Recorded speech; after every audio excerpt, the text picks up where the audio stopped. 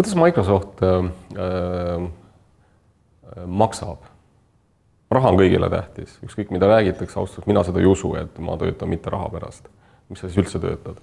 Aga kui vaadata, et kuidas see motivatsioon välja näeb, kas Microsoft maksab nii, et hing kinni ja oled rõõmus, kui jätad hästi tööd? Ei, Microsoft ei pretendeeri kunagi kõrgemaks palgamaksjaks selles valdkonnas või ütleme IT-turul.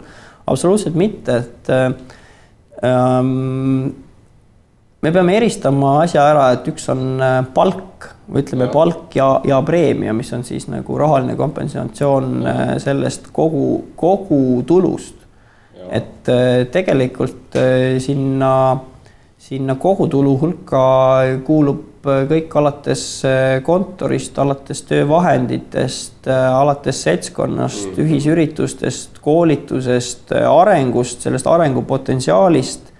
Ja mina usun, ma natuke parandan sind, et kas kõik inimesed käivad tööl raha pärast. Jah, teatud piirini. Et kui sul on olemas nagu selles Maslow püramiidis, et kui sa oled sealt esimesest ja teisest ja kolmandast kastist nagu ülespoole saanud, kus sul muutub oluliseks kuuluvus, tunnustus ja lõpuks eneseseostuse pool, siis mina tean küll juhtumeid, kus nagu inimesed on selgelt läinud nagu väiksema palga peale sellepärast, et nad saavad teha asju, mis neile meeldib. Nad on kellelegi kasulikud, nad saavad mingi panuse anda. Kas Microsoftis ka? Microsoftis ka, jah, absoluutselt. Okei. Et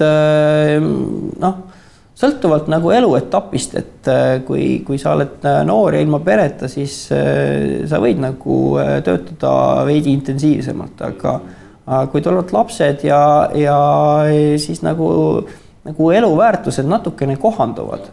Kas Microsoftis on palgad salajased või avalikud? Salajased. Aga kas see teadmine on näiteks, et juhid teenivad oluliselt rohkem kui spetsialistid? See ei pruugi alati nii olla, selles mõttes, et nagu ma ütlen, üks asi on palganumber, teine asi on see kogu kompensatsioonipaketi väärtus. Kui ma töötaks Microsoftis, ma teaks oma eelarve real, mis on minu kogukulu ja minu tulud. Seda sa tead, jah.